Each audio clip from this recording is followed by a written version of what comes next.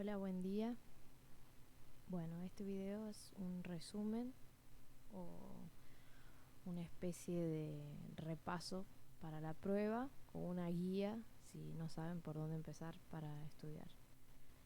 Bueno, estamos en el blog, en la entrada que dice tareas primer trimestre y comenzamos con la unidad 1. Pasamos derecho a la tarea número 2.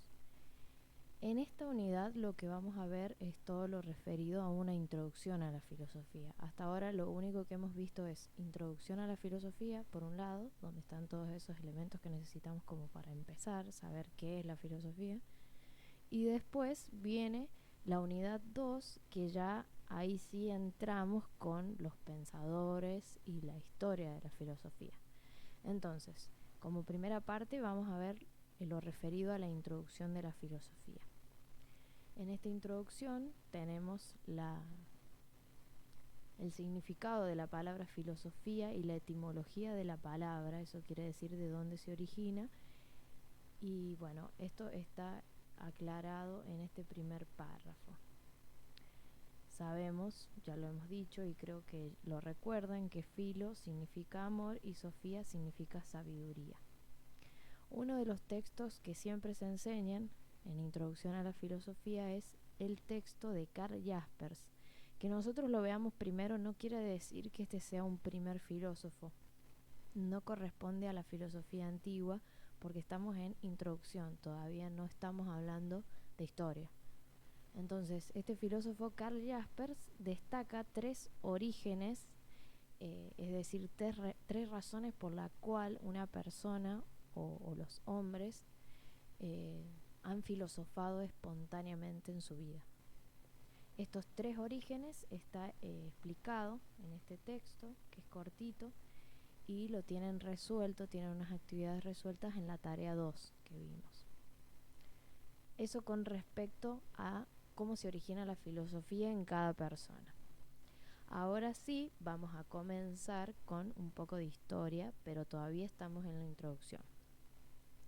Sabemos que la historia se puede dividir en 4 grandes etapas y se las suele separar porque en cada etapa predomina una perspectiva. Esa perspectiva tratamos de verla un poquito y generalizando los filósofos de cada una de estas etapas. Entonces sabemos que la historia de la humanidad tiene 4 periodos, 4 etapas, 4 edades.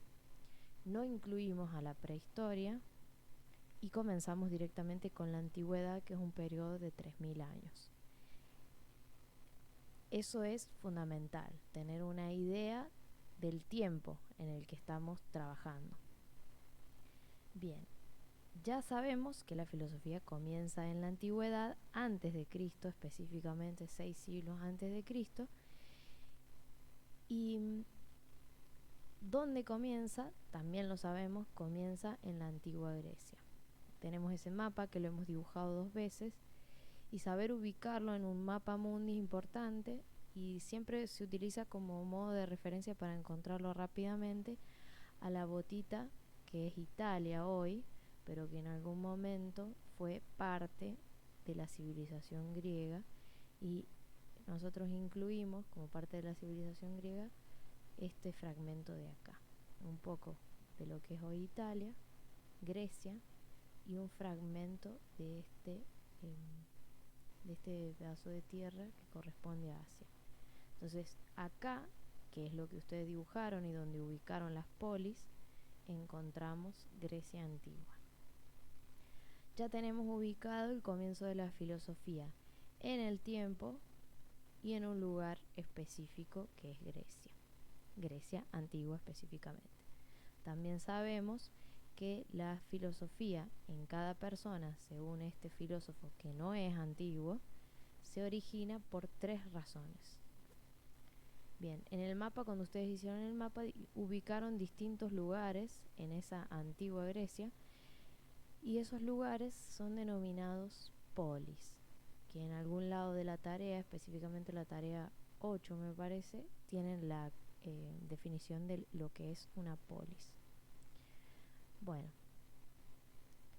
Ya comenzando un poquito más con la historia de la filosofía, pasamos a la tarea 3. Ubicándonos en el tiempo, sabemos que estamos en la antigüedad, en ese periodo de 3000 años. Y sabemos que la filosofía fue el surgimiento, significó el surgimiento de otra forma de analizar las cosas, es decir, como un nuevo saber. Porque antes de la filosofía, o el pensamiento racional, podríamos en algún sentido eh, hacer una similitud, antes de la filosofía el tipo de saber que predominaba en todas las civilizaciones primitivas, pero como estamos hablando de Grecia, vamos a referirnos a Grecia, es la mitología griega. Y de esto no vimos nada en particular de una mitología, porque eso se suele ver en literatura. Lo que nosotros hicimos hincapié es el hecho de que la mitología griega, que está mezclado con la literatura griega, tiene la característica, que no es una característica de todas las mitologías de otras civilizaciones, es que en estas mitologías los dioses de esas mitologías son antropomórficos, y habíamos hecho la distinción entre antropos y morfé, y el significado que se podría traducir como forma humana, es decir, los dioses de esta civilización de la antigüedad previo a la filosofía son antropomórficos, tienen forma humana, como por ejemplo la foto que está ahí, ¿cierto? Tenemos a Zeus, tiene forma de hombre. Bueno, en relación a eso tratamos de distinguir un poco qué es un pensamiento racional de uno que es más emocional. Entonces, tratemos de tener en claro esa diferencia, porque va a ser la diferencia crucial que hay entre el saber previo a la filosofía, que es la mitología, y la filosofía, que se caracteriza por su capacidad de razonamiento, el logos, que es una palabra que ahora vamos a hacer referencia más adelante.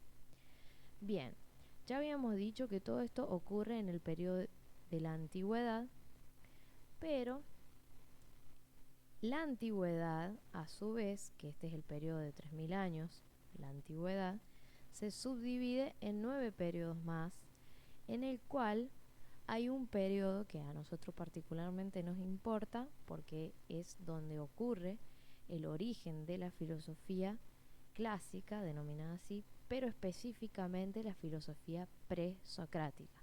Este ocurre en el periodo clásico. El periodo clásico es un periodo que forma parte de la antigüedad, eso está claro, antes de Cristo, como habíamos visto anteriormente. De la filosofía presocrática nosotros habíamos hablado particularmente de la filosofía de una de las escuelas, porque la filosofía presocrática tiene mucha variedad. Entonces nosotros vimos 3 escuelas como para notar que existen otras filosofías, pero en la que nosotros hacemos hincapié es específicamente la escuela jónica. Vimos también la escuela eleática y la escuela pitagórica, pero eso no va a ir en la prueba. Lo que sí voy a tomarles es la filosofía de la escuela jónica. Entonces, cuando nos referimos a presocráticos en general, aunque sabemos que el grupo de los presocráticos es mucho más amplio que la escuela jónica, en este caso nos vamos a referir siempre a la escuela jónica, que es la escuela que más trabajamos o la que estudiamos un poco más su perspectiva, y tenemos los 3 principales representantes, que son Tales, Anaximandro y Anaxímenes. En este texto que está acá, que está en la página, tenemos la explicación de las 4 palabras claves que forman parte de estas filosofías. Esas palabras son logos, como dijimos, razón, con S, no es logo. Acuérdense que por más de que sea una palabra singular, es logos. Lo mismo pasa con cosmos, es cosmos, no cosmo. Arché, que también puede ser escrito como arge, y physis. Bueno, en ese texto se explica cómo es la perspectiva o la concepción que ellos tenían del universo, particularmente la escuela jónica. Entonces de ahí se pueden comprender estas palabras que están en griego, pero que son claves para entender esa filosofía. Bien, en la tarea 5 lo que tenemos es volvemos sobre el tema de la escuela jónica con un poco más de detalle, así que no es esencial, pero si lo quieren leer para tener más claro algunas ideas o para cerrar algunas ideas, tenemos las filosofías en específico, Tales de Mileto en específico, Anaximandro en específico, Anaxímenes en específico. Bien, respecto a la tarea 6, ya entramos a la escuela pitagórica, que eso no lo vamos a ver, lo vimos en clase, pero no lo vamos a evaluar, y lo mismo pasa con la tarea 7, en la que se habla de una de las paradojas de Zenón de Elea. Bueno, vimos esa paradoja, pero no va a entrar en la prueba.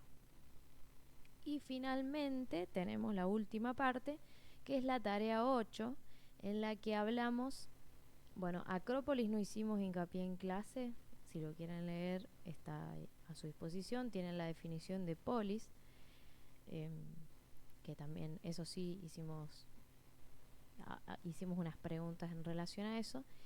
Y lo que vamos a considerar importante acá es el oráculo de Delfos, que es como una especie de introducción para empezar a hablar de filosofía socrática, que es otro grupo de filósofos muy importante que tiene una perspectiva distinta a los de la escuela jónica, particularmente. El oráculo de Delfos, ¿qué es el oráculo de Delfos? Y en particular, ¿qué dijo el oráculo de Delfos sobre Sócrates? Bueno, ahí tienen el texto, que lo pueden releer, interiorícenlo, no se queden con una idea muy general de lo que se dijo acá, traten de entenderlo y de leerlo, porque es uno de los pocos materiales que vemos desde la fuente original. Claramente está traducido, pero el lenguaje se nota que, digamos, no es un texto de resumen, sino es un texto original. Por eso también es un poco más difícil para leer. Bueno, y por último tenemos la unidad 3, que solamente vimos un poquito de Sócrates, nos queda ver a los otros filósofos socráticos. La unidad 2, recuerden, es la filosofía presocrática, en específico la escuela jónica.